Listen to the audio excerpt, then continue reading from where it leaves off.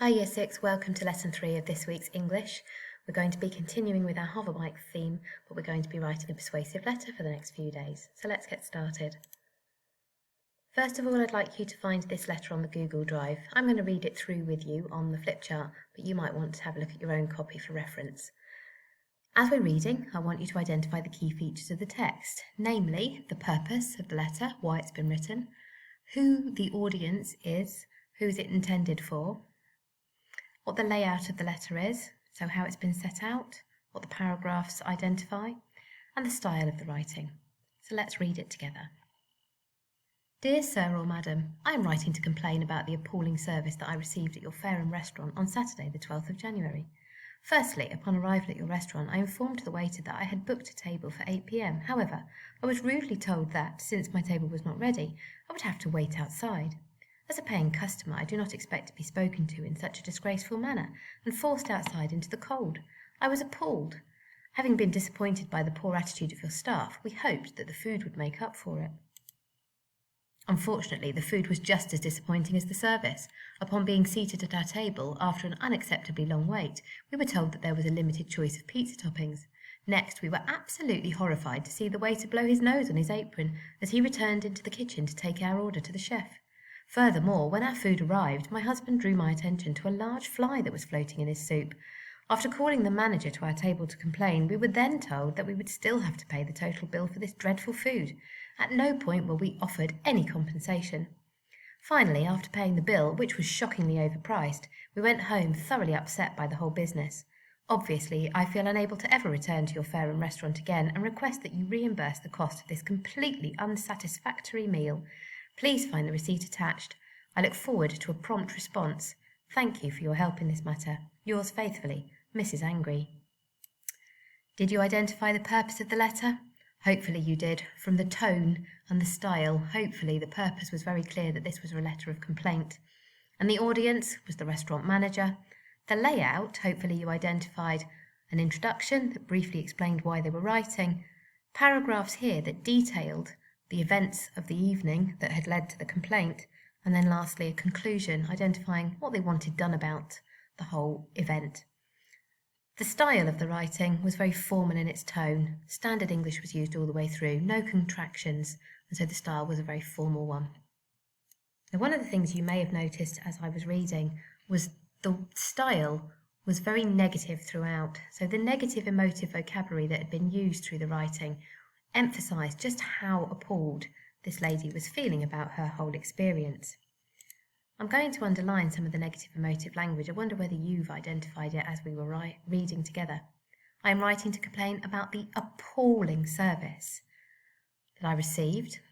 Upon arrival, informed the restaurant waiter had booked a table, rudely told.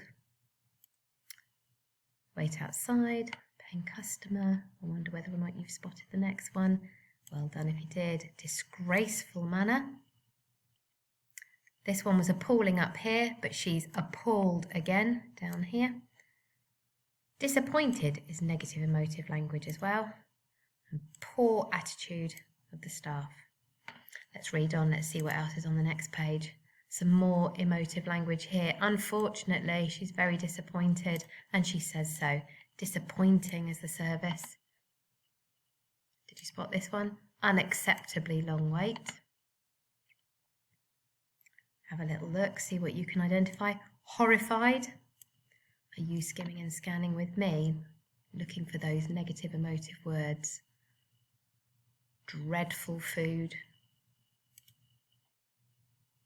Finally, after paying the bill, shockingly overpriced. Upset by the whole business, unable to return, unsatisfactory meal. Okay, that's our negative language, and it really emphasises just how upset she was throughout the whole ordeal. Now, your task today is to imagine you are an extremely disgruntled customer and you've recently purchased the Hoverbike 360. You're not happy with your purchase and you want to write a letter of complaint to the manufacturer to both complain and seek some compensation. Compensation is something, usually money, which is awarded to someone in recognition of their loss or suffering or injury of some way. So you might be claiming something back from the company. The first thing we need to do is watch the video all the way through. You'll need a pen and paper. As we watch the Hoverbike clip this time, I would like you to make notes about what you would be unhappy about if you had purchased this rather unsatisfactory item. So pause the video now if you don't have those items ready, and we'll watch it all the way through together.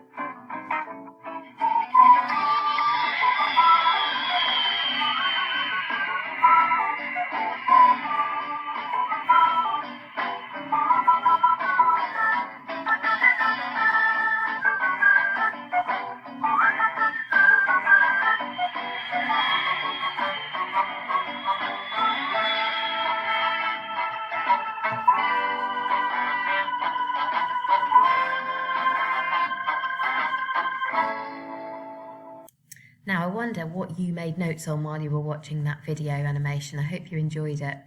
I wonder whether you thought that there were some things you could complain about to the company. The first thing I thought that was necessary to complain about was this one, the delivery.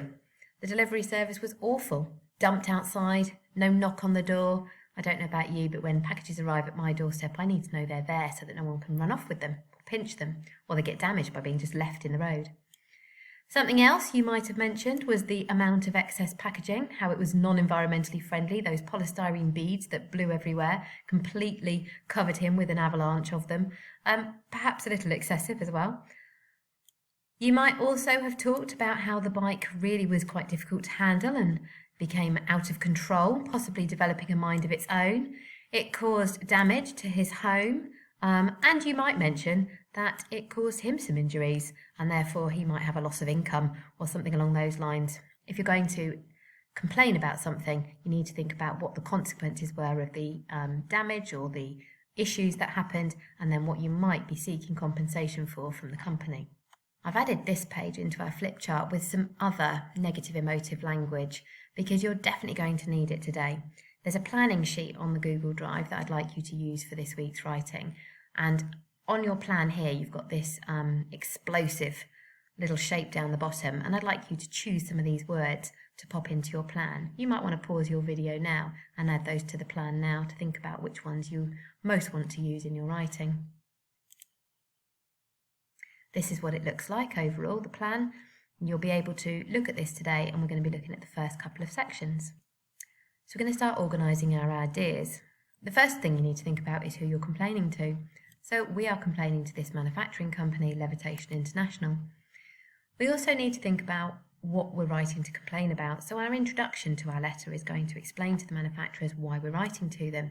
It's a bit of an overview to explain that you've received a terrible delivery service and perhaps a poor quality product or an unsafe vehicle, and just giving the manufacturer some idea of what it is you're complaining about.